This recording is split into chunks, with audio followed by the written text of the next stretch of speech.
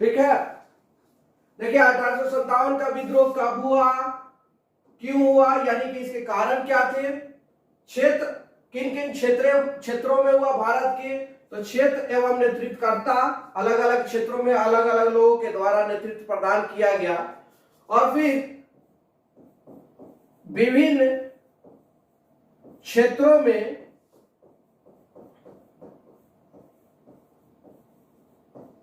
विद्रोह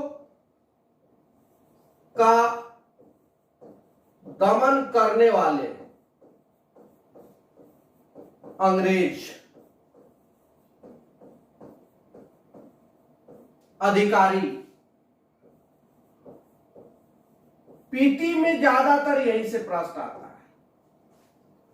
ठीक है, ज्यादातर जो प्रश्न आता है, कब क्षेत्र नेतृत्वकर्ता विभिन्न क्षेत्रों में किसके कौन से अंग्रेज अधिकारी थे जो विद्रोह को दबा दिए। हालांकि अगर अवधारणात्मक प्रश्न पूछे तो 1857 के विद्रोह के स्वरूप को लेकर के भी प्रश्न पूछ सकता है। स्वरूप या प्रकृति या आप नेचर कह सकते हैं।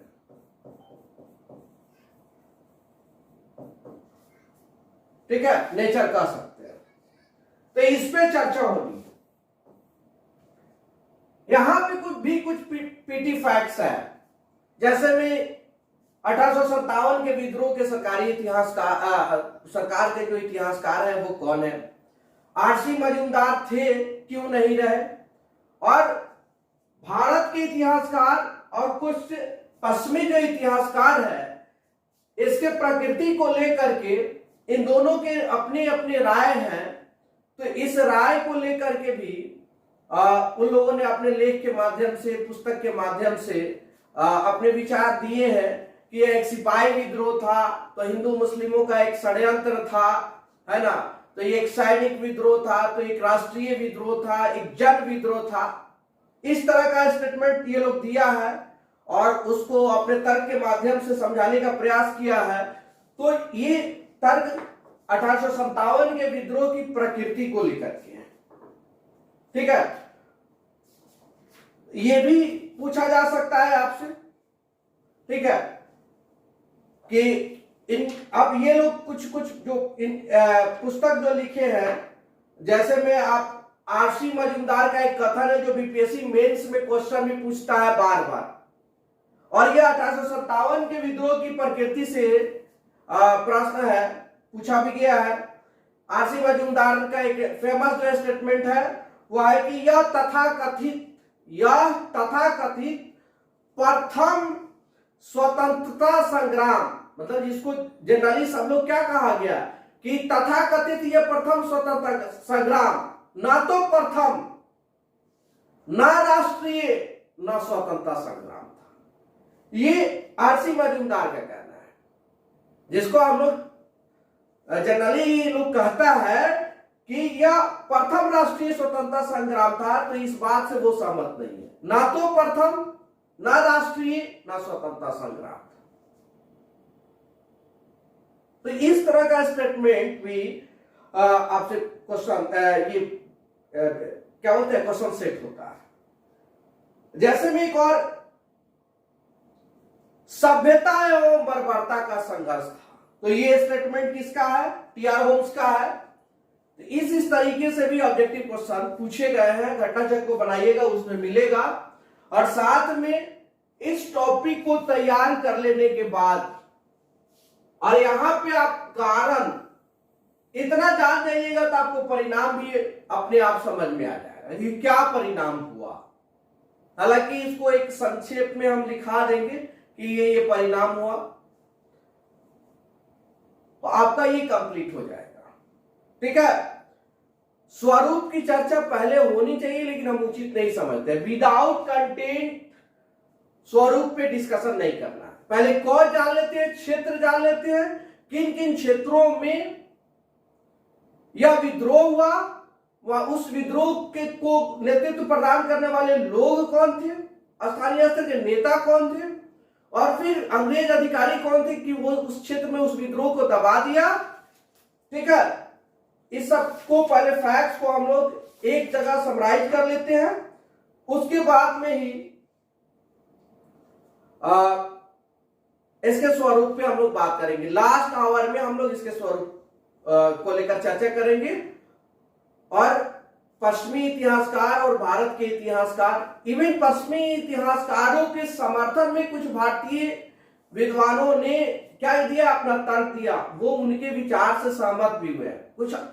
फिर पश्चिमी इतिहासकार खुद पश्चिम के जो इतिहासकार है उसकी आलोचना भी करते हैं कि नहीं ये सही नहीं है, और इसको लिखने के बाद अच्छा मार्क्स आता है। अगर आप अच्छा आंसर दे देते हैं तो बहुत बेहतर मार्क्स आता है। इसके अलावा ये भी देखना है ओवरऑल कि अलग अलग क्षेत्रों में अलग अलग लोगों ने नेतृत्व प्रदान किया, साथ ही इसमें सभी वर्गों की भागीदारी भी देखने को मिलती है।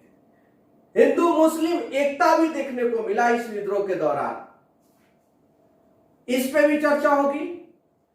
जैसा कि आपको पता है कि 1757 को क्या हुआ, प्लासी का युद्ध। 1764 में बक्सर का युद्ध हुआ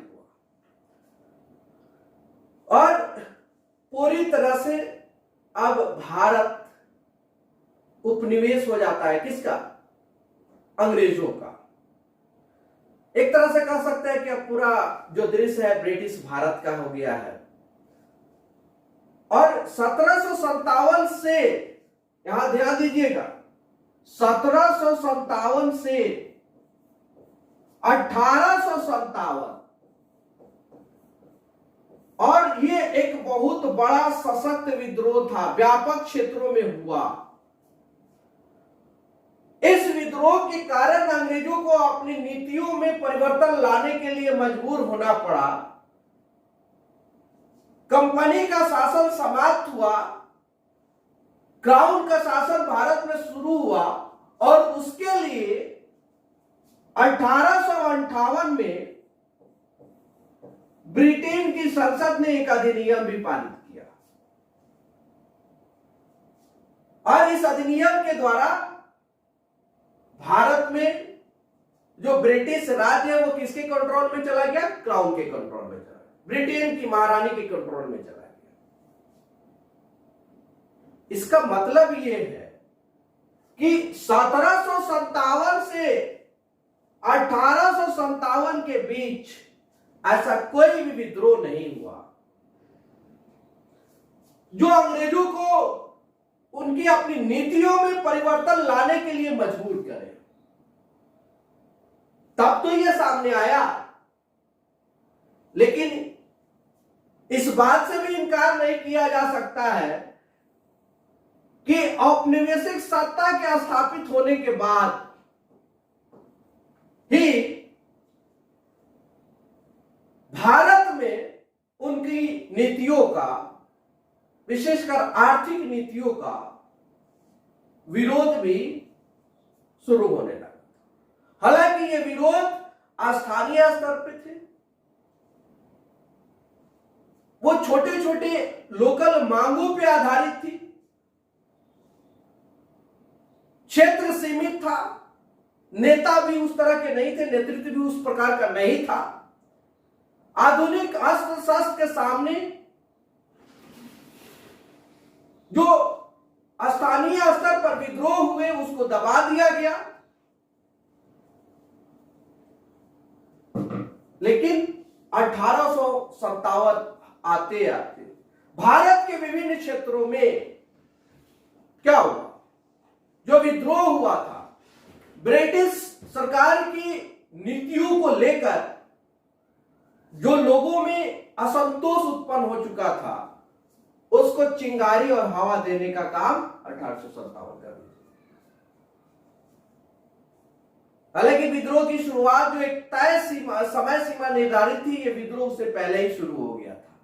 फिर भी यह विद्रोह असफल तो रहा, लेकिन इसका दूरगामी परिणाम भी देखने को मिला। हम सब पिछली क्लास में देख चुके हैं, नागरिक विद्रोह, आदिवासी जनजातीय विद्रोह, किसान विद्रोह, सबको जो स्थानीय मांगों से प्रेरित था।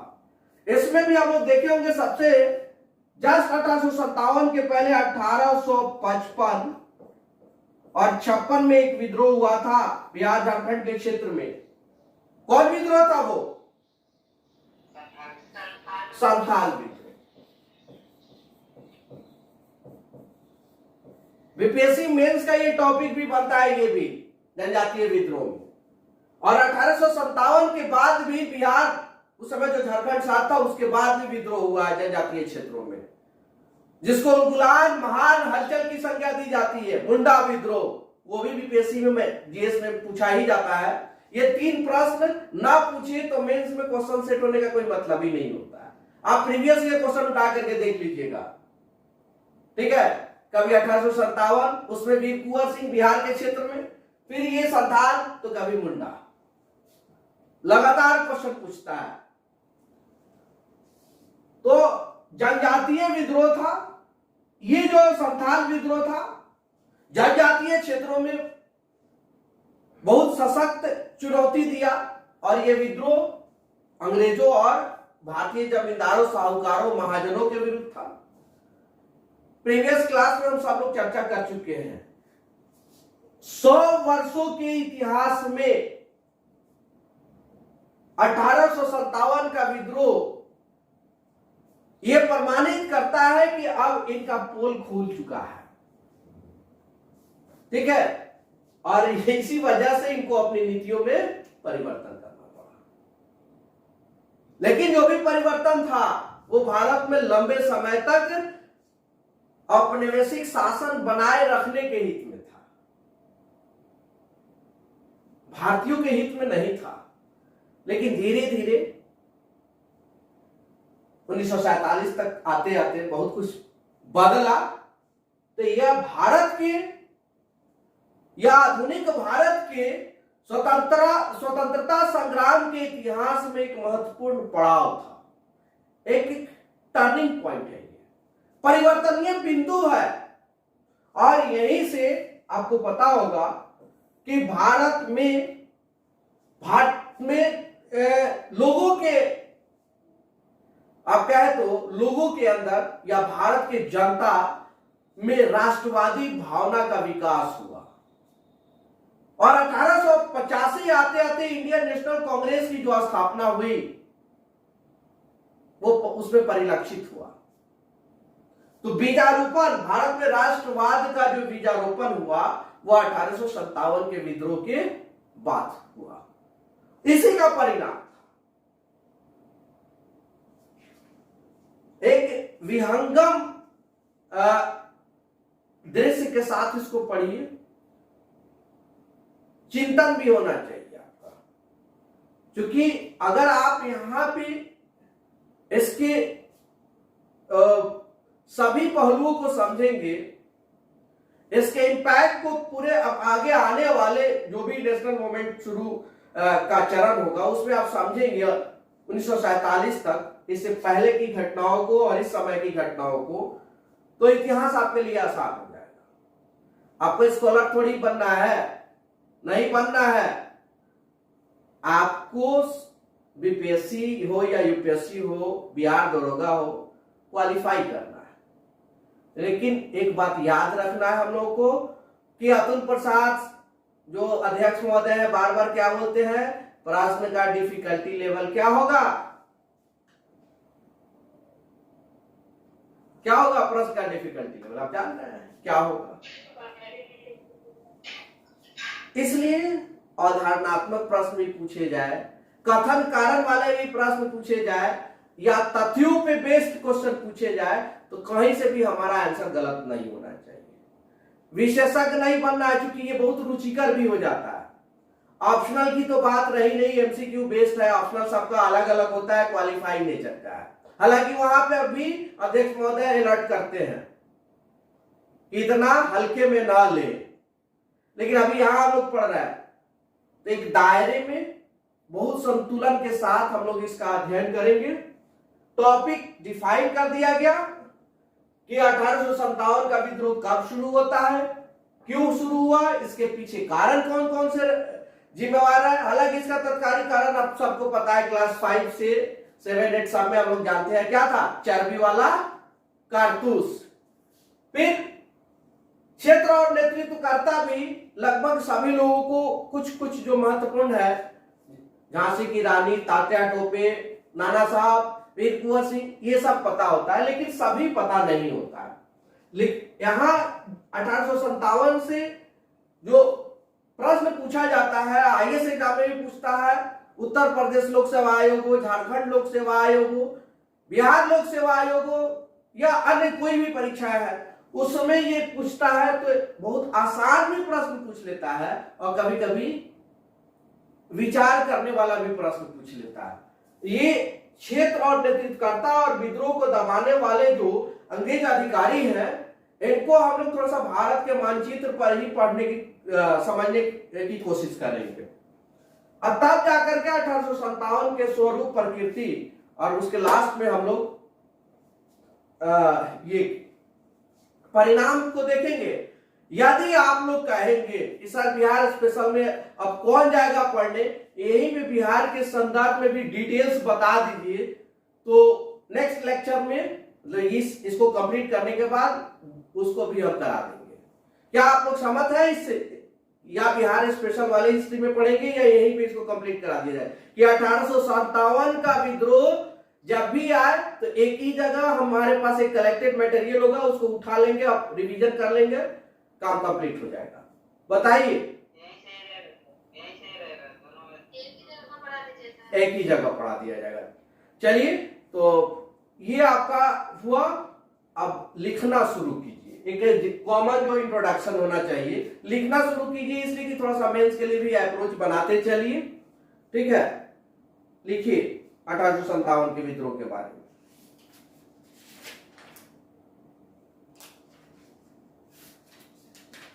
ये बना लीजिएगा जरूर, और इस पेज पे नहीं कुछ लिखना, अब अगले पेज से लिखना शुरू कीजिएगा लोग।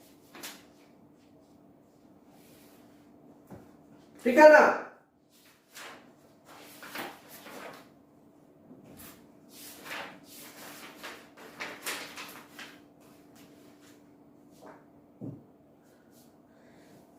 कुछ भूमिका लिखने से पहले कुछ इंपॉर्टेंट फैक्ट्स है, इसको लिख लीजिए।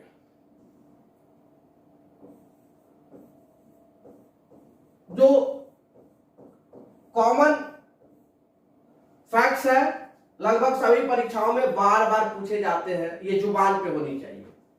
महत्वपूर्ण तथ्य लिखिए, हम बोलते जाते हैं, आप लिखते जाइएगा। विद्रोह का अखिल भारतीय स्तर पर जो नेता था वो कौन था, बता सकते हैं? बहादुर सजन। विद्रोह का नेतृत्व, ये राष्ट्रीय संदर्भ में हम लोग पढ़ रहे हैं, इस बात को ध्यान में रखिएगा। बहादुर शाह,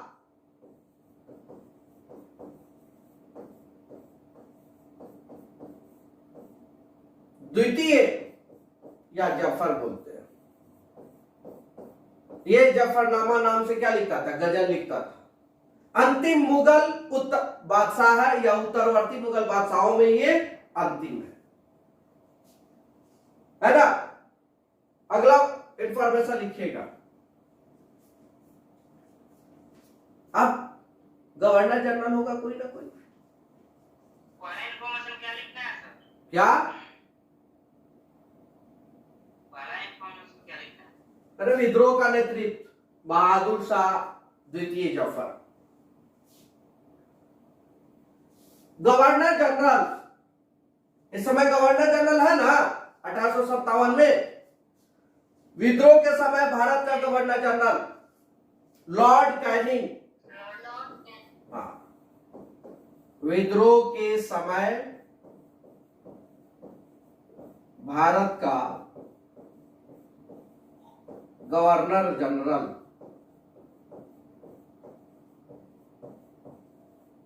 कौन है?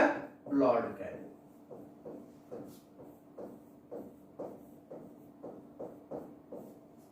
अब देखिए,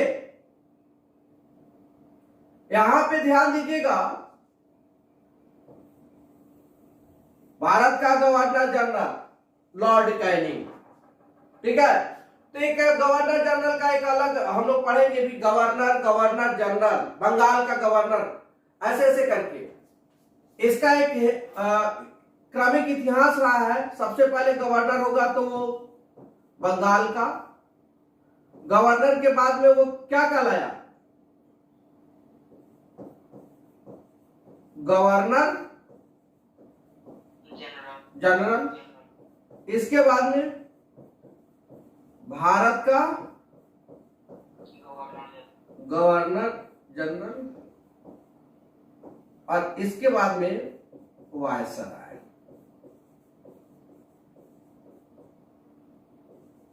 ध्यान दीजिएगा, यहां पे संक्षेप में जान लीजिए, चर्चा जरूरी है।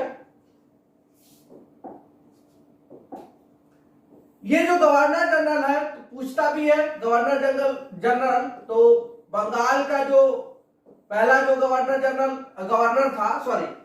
था वो कौन था, रॉबर्ट क्लाइव था, ठीक है। फिर ये गवर्नर जनरल वाला कंसेप्ट कब आया, किस एक्ट के बाद आया बताइए, कब आया, regulating act. Regulating act 1700,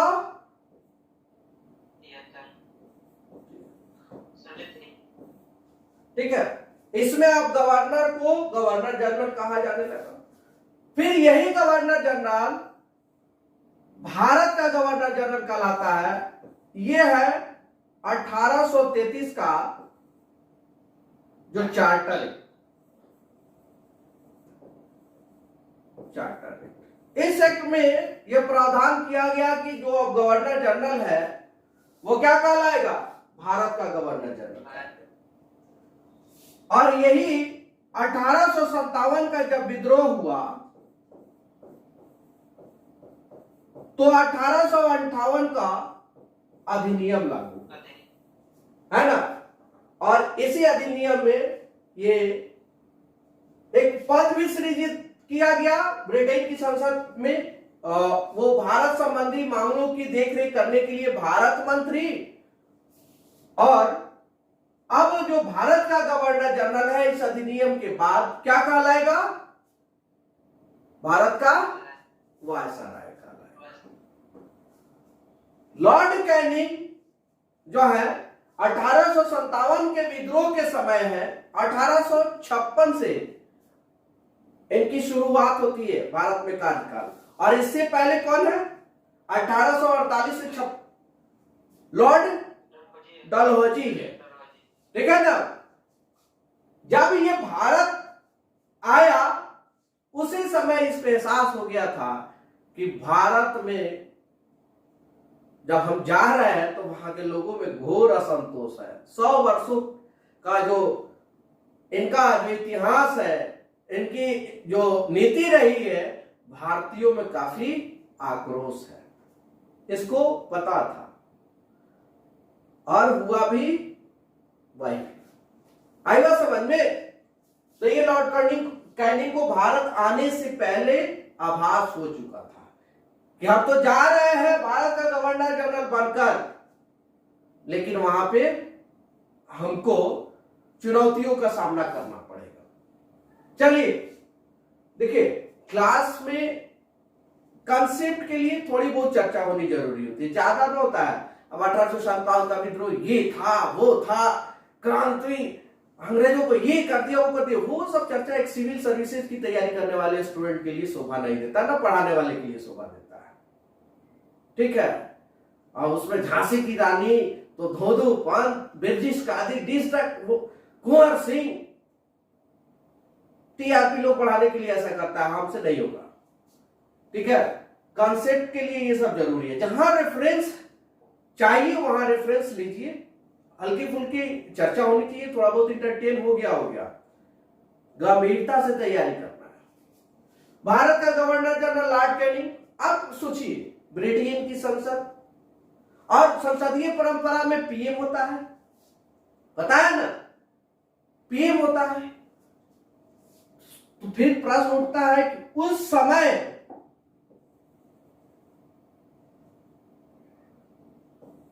England में या अंग्रेजी पीएम कर सकते नहीं, इंग्लैंड में लिखिए अच्छा रहेगा।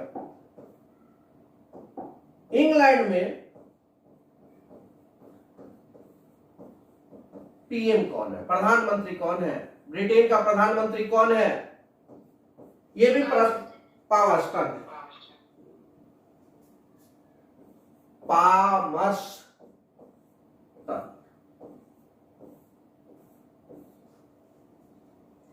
हो गया।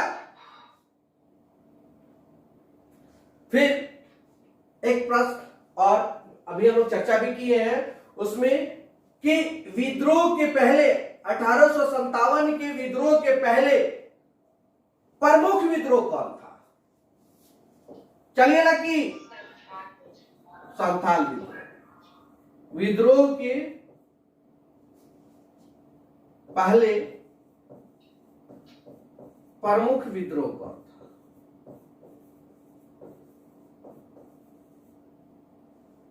तो कौन था? संथाल विद्रोह। लकी 1855 से 1856 इसकी अवधि रही। चलिए बताइए, इस विद्रोह संथाल विद्रोह के नेताओं का नाम बताइए। संथाल विद्रोह का नेतृत्व प्रदान करने वाले का नाम बताइए। बीपीएससी पूछ लिया है, अभी पूछा, हाल फिलहाल पूछा। पूरा डिटेल से बोलिए। सिद्धो, कान्हो, चांद और भैरव, ये चार भाई थे, ठीक है। तो ये विद्रोह था। विद्रोह के तुरंत बाद जिनसे पूछा जाएगा वही बताएंगे। विद्रोह के तुरंत बाद विद्रोह कौन था? बाद का विद्रोह कौन था? चलिए ना कि आप संथाल विद्रोह तो हो गया। 1857 नाम लोग पढ़ रहे हैं, विद्रोह बार बार। 1857 के विद्रोह के बाद तुरंत बाद कौन सा विद्रोह हुआ था? आप पढ़ चुके हैं नागरिक विद्रोह में, नील विद्रोह था।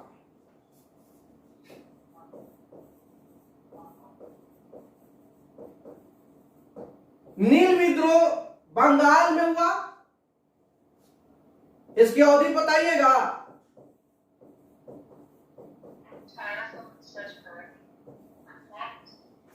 ठीक है। और इस विद्रोह की शुरुआत कहां हुई थी?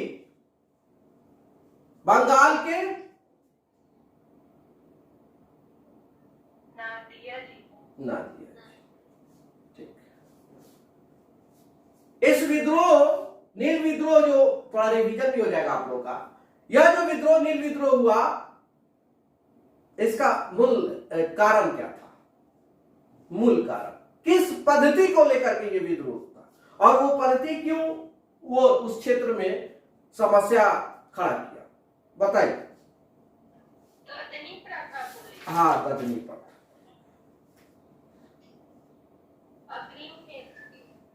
ठीक ठीक।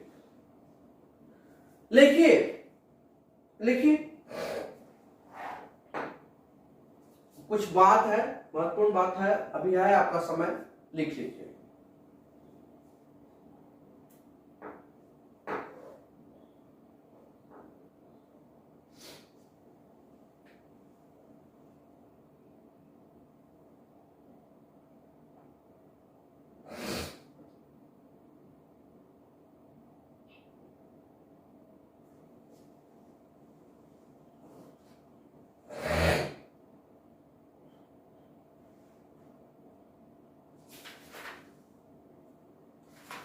देखिए,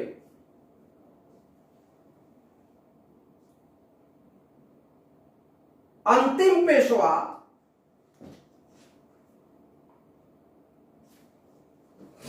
कौन था? बताइएगा, अंतिम पेशवा कौन था?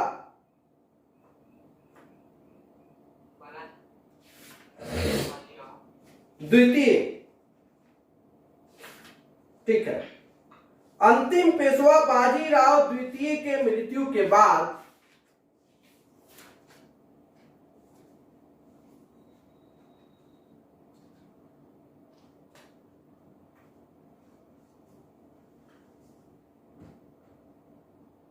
अंतिम पेशवा बाजीराव द्वितीय के मृत्यु के बाद उनके दत्तक पुत्र कौन थे? जो गोद दत्तक पुत्र यानी कि गोद लिया हुआ, कौन थे? नाना साहब। उनके दत्तक पुत्र नाना साहब, इनको एक और कहा गया है बाजीराव द्वितीय। इनके दत्तक पुत्र कौन है? दत्तक पुत्र नाना साहब। धोधुपंत याद है? धोधुपंत। ठीक है, कि पेंशन बंद कर दी गई।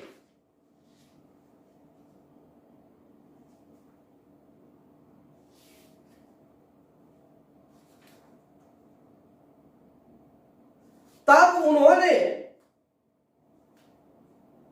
एक विश्वसनीय व्यक्ति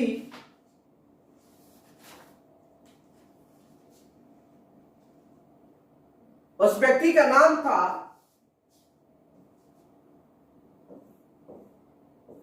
अजीमुल्लाह।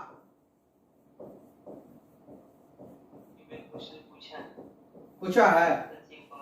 हाँ, सचिव कौन था? हाँ, अजीमुल्लाह को पेंशन बहाली के लिए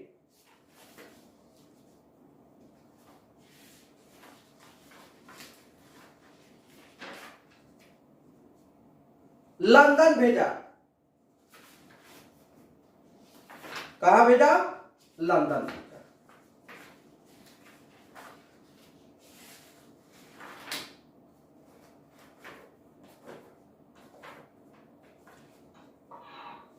हो गया?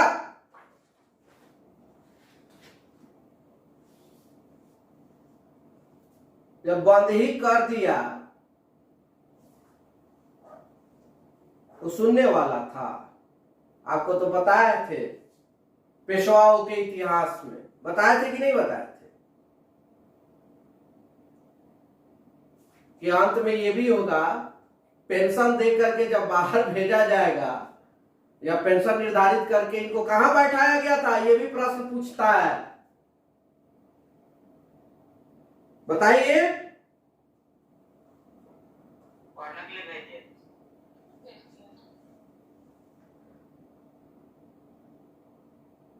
मेरी कॉल नहीं। बिठूर में किनको भेजा गया था पेंशन निर्धारित करके? बाजीराव। ठीक है, परंतु कोई हल नहीं निकला। अजीमुल्लाह अंग्रेज ये ब्रिटेन गए, पर कोई हल नहीं निकला, सॉल्यूशन नहीं निकला। ठीक है,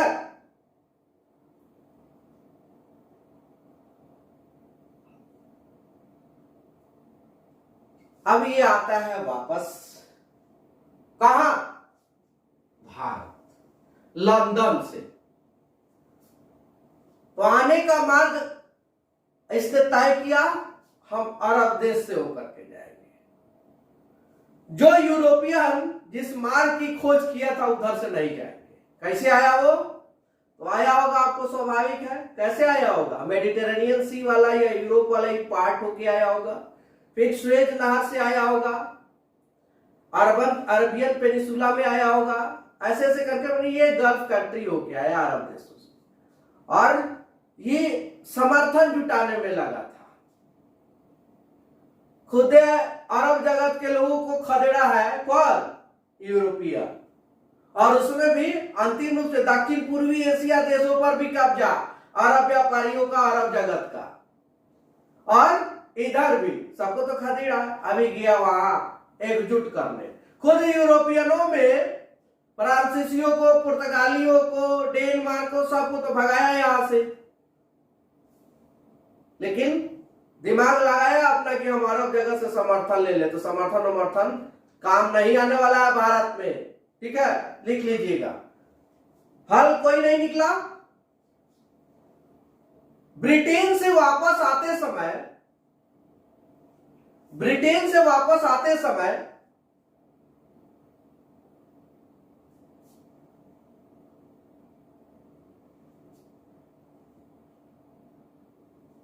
अजीमुल्ला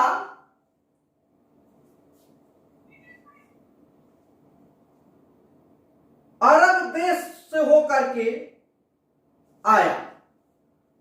अजीमुल्ला अरब देश से होकर के आया।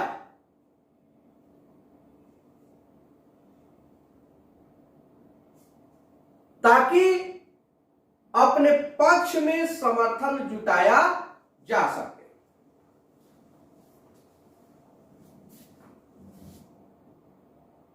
तो आवाज मिल रही है आप लोग को? देख लिया बीच में आगे कटवाना। चलिए एमबी ना वो देख लिया बीच में आगे कटवाना। तो लिखिए, खाड़ी अरब जगत से या अरब देशों से वापस वह अरब देशों से होकर के आया। वापस अरब देशों से होकर आया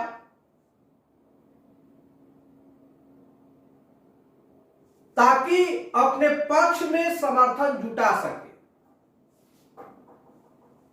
ताकि अपने पक्ष में समर्थन जुटा सके।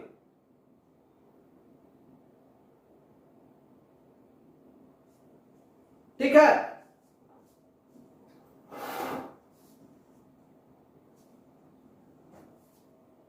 ऐसा माना जाता है कि 31 मई 1857 को, ठीक है, इस तिथि को अजीमुल्ला और नाना साहब मिलकर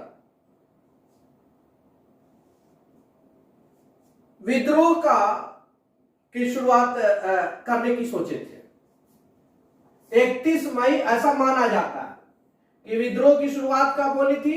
31 मई 1857 को। लेकिन इसी बीच आपको पता होगा कि एक घटना घटी जो मार्च के महीने में।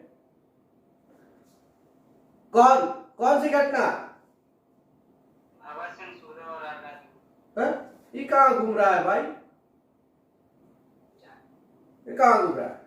अरे बैरकपुर छावनी की घटना। ठीक है, तो लिखिए, पैराग्राफ चेंज करके लिखिएगा। ऐसा कहा जाता है कि अजीमुल्ला और नाना साहब ने मिलकर, ऐसा कहा जाता है कि अजीमुल्ला और नाना साहब ने मिलकर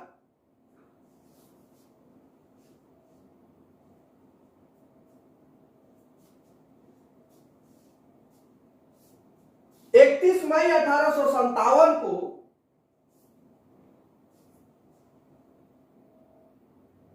विद्रोह की तिथि निश्चित की थी।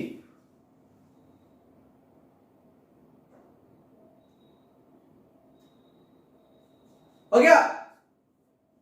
और इंटरव्यू में और पीटी में दोनों जगह यह पूछा है कि 1857 के विद्रोह का जो प्रतीक चिन्ह था वो क्या था? क्या था? कमल रोटी, चपाती और कमल। ठीक है, लोग क्या करते थे कि इसका इस विद्रोह का इंफॉर्मेशन गांव गांव तक पहुंचाया गया और उसके लिए था सिंबल कि हाथी से लोग जाते थे गांव में और फिर वहां रोटी और कमल, चपाती और कमल दे दिया गया और ये बात समझा दिया गया और सबको समझ में आ गया कि हाँ ये किस चीज का सिंबल है, अंग्रेजों को भनक न लगे। फिर वहां से दूसरे जगह, तीसरे जगह, वहां के लोगों का काम वहां जिम्मेवारी था, फिर वो वहां, ऐसे करके इसका प्रचार प्रसार हुआ। ठीक है, तो लिखिए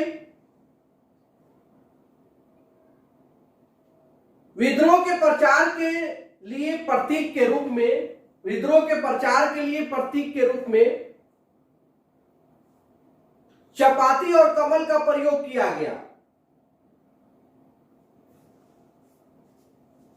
चपाती और कमल का प्रयोग किया गया।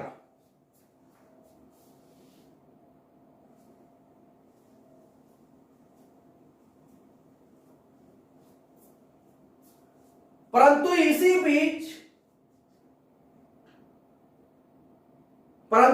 बीच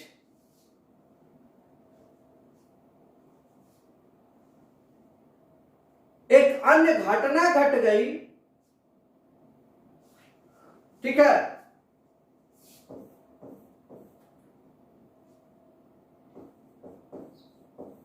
प्रतीक का क्या है? चपाती और रोटी। ठीक है, और जो घटना है वो कौन महत्वपूर्ण घटना है?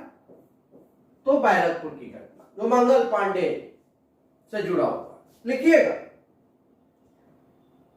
पैराग्राफ चेंज कर दीजिएगा या नेक्स्ट पॉइंट करके लिखिएगा। बैरकपुर स्थित 34वीं रेजिमेंट, ये क्वेश्चन पूछता है 34वीं रेजिमेंट कहां? तो बैरकपुर। और बैरकपुर में जो रेजिमेंट है उसका ये पूछता है कि कौमी है, तो ये 34वीं है। या ये भी क्वेश्चन पूछता है कि मंगल पांडे किस रेजिमेंट से थे, तो किस रेजिमेंट से थे? 34वीं रेजिमेंट से। ये बैरकपुर कहां है वर्तमान में, यह कहां था? बंगाल। ठीक, चलिए तो लिखिएगा,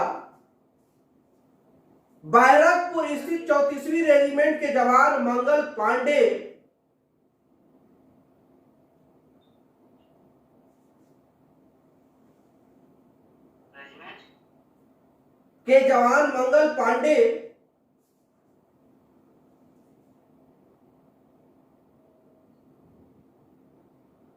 को जब यह सूचना मिली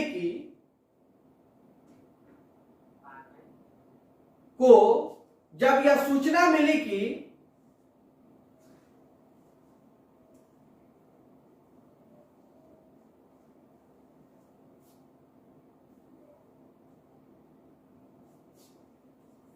उसके द्वारा प्रयोग किया जाने वाला कारतूस में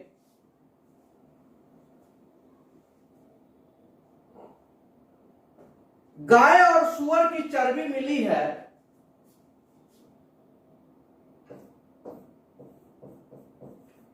गाय और सुअर की चर्बी मिली है।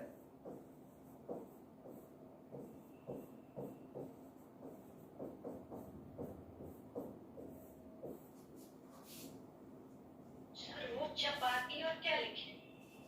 रोटी, रोटी लिखा, कटिंग करके लिख दिए हैं। लिखने से मतलब नहीं है, आप लोग लिख लिए ना, बोल रहे हैं। सर तो चपाती और कमल था ना? अरे सॉरी, हाँ सॉरी, कमल और रोटी लिखिए या चपाती। ठीक है, गाय और सुअर की चर्बी। ये नया कारतूस क्यों प्रयोग किया गया? जो पहले से राइफल यूज हो रहा था ठीक है, जो जिसमें भारतीय सैनिक भी शामिल थे, भारत के लोग भी थे अंग्रेजी सेना में शामिल, तो उसकी जगह एक नई राइफल आई थी।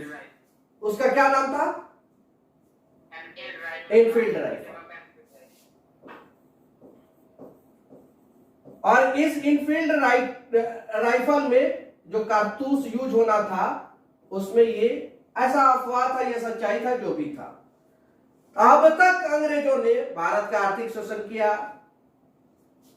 राजनीतिक हर तरीके से शोषण किया, और यहां पे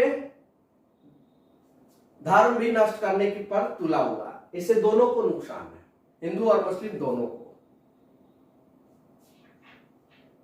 क्या हुआ? आंदोलन हुआ। लिखिए, तब मंगल पांडे ने अपने मेजर सार्जेंट, क्या नाम है उसका? मेजर सार्जेंट का नाम क्या है बताइए?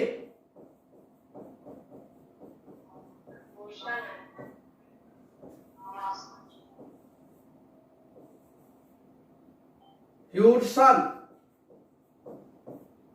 यही है ना नाम?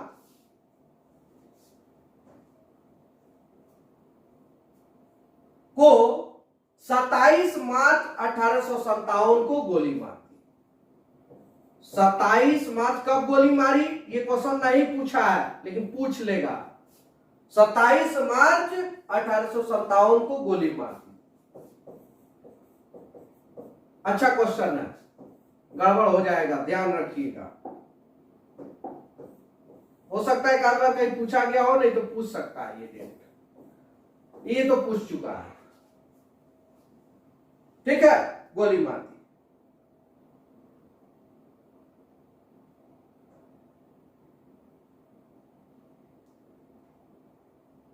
और लेफ्टिनेंट बाग को मार डाला।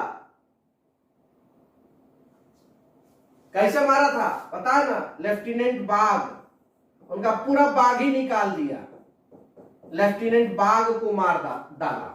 चलिए नेक्स्ट हम लोग देखते हैं, यहाँ पे आते हैं, क्रोम से देखते हैं, गूगल पे जरा देखते हैं। प्लास्टिक हो रहा है, थोड़ा सा देख लेते हैं क्या आ गया।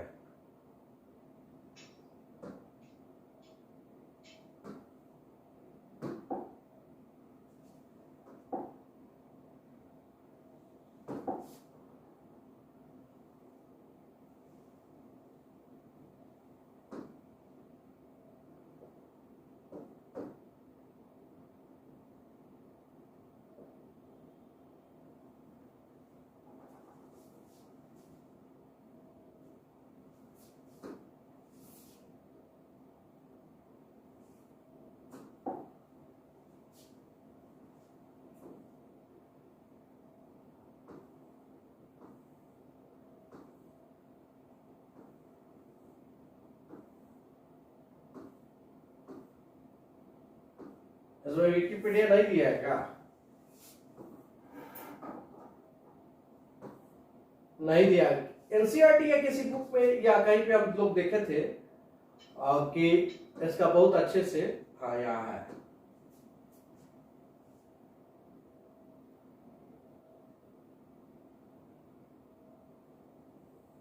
तो फिगर नहीं दिया लगता है, नहीं दिया।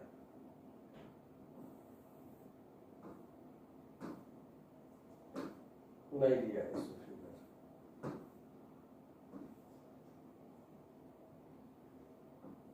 यही है इनफील्ड जो बंदूक है, 3 बाइंड की है ये इसका फिगर दिखा रखा है यहाँ पे। ये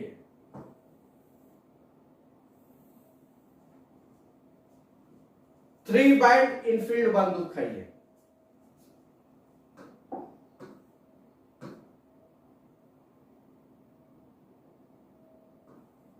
और कुछ नहीं दिया है, छोड़िए। यहां पे आसपास क्लियर है, यहां पे भी मंगल पांडे के बारे में आप जान भी सकते हैं ज्यादा कुछ।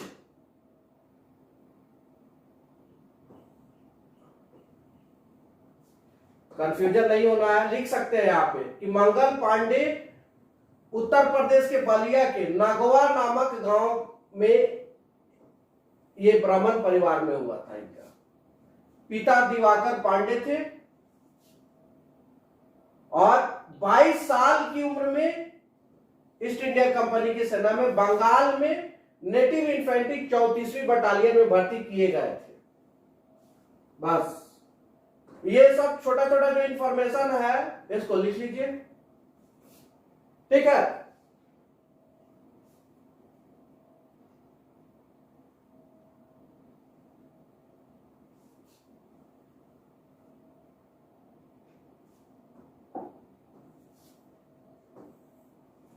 देखिए यहां पर भी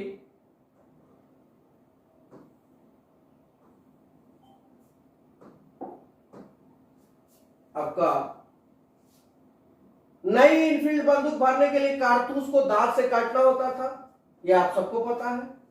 यही है, देखिए 29 मार्च बैरकपुर परेड मैदान कलकत्ता के निकट मंगल पांडे जो दुगुआ रहीमपुर फैजाबाद के रहने वाले थे, रेजिमेंट के अफसर लेफ्टिनेंट बाग पर हमला कर उसे घायल कर दिया।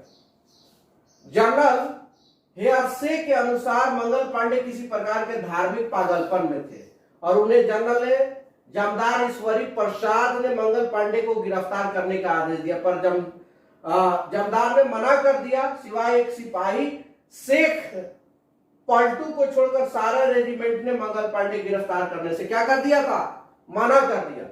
और मंगल पांडे अपने साथियों को खुलेआम आम विद्रोह के लिए कहा, पर किसी के नाम मानने पर उन्होंने अपने बंदूक से अपनी प्राण लेने का प्रयास किया, परंतु वे इस प्रयास में केवल घायल हुए। और यहाँ पे ये इंफॉर्मेशन लिख लीजिएगा, 6 अप्रैल 1857 को मंगल पांडे का कोर्ट मार्शल कर दिया गया और 7 अप्रैल को फांसी दे दी गई। ये इंफॉर्मेशन जरूर आप अपनी कॉपी में लिख लीजिए। मंगल पांडे से एक ये कब हुआ उन पर कोर्ट मार्शल, 6 अप्रैल 1857 को, और ये 9 है कि 7 है, वो हिंदी में है 7 ही होगा, 8 ऐसे होता है, 8 ऐसे होता है, 9 सही की तरह दिया जाता है। 9 ऐसे दिए, 7 है ये, 7 अप्रैल को फांसी दे दी। 8 अप्रैल फांसी का दिन। ठीक है, इसको ऐड कर लीजिएगा। देखिए यही बंदूक है जो आज भी प्रचलन में पुराने लोगों के पास होगा, ये इनफील्ड राइफल। हो गया, तो क्लियर हुआ यहां तक आपको? प्रश्न का डिफिकल्टी लेवल ज्यादा होगा, इसलिए 1-2 इंफॉर्मेशन को तो हमको अब ऐड करके चलना ही पड़ेगा। देखिए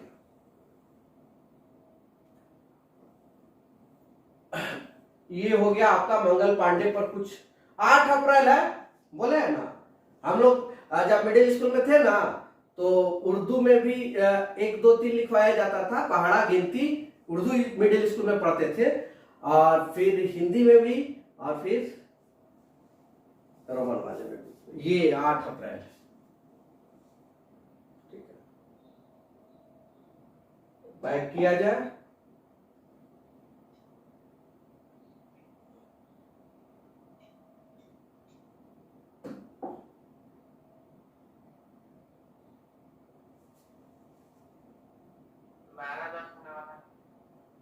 हाँ खत्म करते हैं तुरंत, बस 2 मिनट और हमारे ध्यान में है। देखिए दिक्कत ये है कि सब कुछ बुक में नहीं है। मंगल पांडे को कहां कहां बुक में ढूंढिएगा, बोलिए। और चाहे तो पूछ सकता है ना, इसमें नहीं दिया है। हाँ ये वाला फिगर, ये वाला देखिए, यही किसी के मुख में देखे थे, ये वाला, ऐसे को गोली मारा।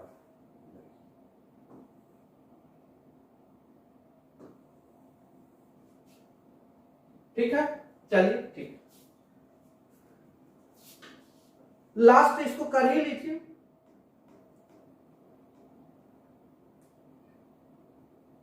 8 अप्रैल को मंगल पांडे को फांसी दे दी गई, यह आप लिख ही लिए हैं। और इसके बाद मेरठ के सैनिक 10 मई 1857 को विधिवत विद्रोह कर दिया। तो 1857 के विद्रोह का विधिवत शुरुआत कब से माना जाता है? ये मंगल पांडे है ना, ये है बाघ, इसका पिक्चर में देखिएगा बड़ा अच्छा दिखाता है। ये है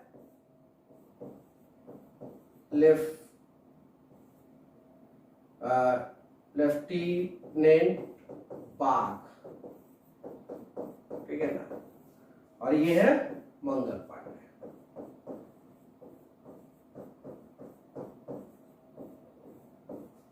ये घटना किस दिन की है, तिथि भी आप जान लीजिए, यहां पे डेट कब है बता दीजिए जल्दी जल्दी। ये 29 मार्च 1857। कोर्ट मार्शल कब होता है इन पर? कोर्ट मार्शल 6 अप्रैल। ये हुआ 6 अप्रैल को। और फांसी इनको कब मिली मंगल पांडे को? 8 अप्रैल को 1857। 29 मार्च 1857 किस घटना का संबंध में? ये घटना है, ये मेजर बाघ और की हत्या कर देते हैं। अभी आप लिखा है 27 मार्च को। 27 लिखा है, सॉरी, हाँ 27 मार्च, तिथि को लेकर के हमसे कंफ्यूजन हो जाता है, ठीक है 27 मार्च, 29 मार्च नहीं, वहां पे दिखाई दिया ना, वैसे हिंदी वाला कंफ्यूज करिए 27 मार्च को, ठीक है। इतना याद रखना है, ये थोड़ा सा सीन हम लोग देख लिए तो थोड़ा सा एक माइंड में रहेगा कि हाँ कब की घटना है क्या है। चलिए 34वीं रेजिमेंट याद रखना है, बैरकपुर याद रखना है आपको। और बैरकपुर कहां है? कहां है बैरकपुर? बंगाल में है। ये कहां के रहने वाले हैं ये भी आपको याद रखना है, यूपी बलिया के हैं। मोटा मोटा सब कुछ सबका क्लियर हो गया। 10 मई 1857 को जब इसकी विधिवत शुरुआत होती है, मेरठ छावनी से इसकी शुरुआत होती है, तो अगले क्लास में हम लोग इसको कंटिन्यू करेंगे। तो ये आपके 1857 का पहला लेक्चर कंप्लीट हुआ, ठीक है। हाँ यहीं पे कर देते हैं।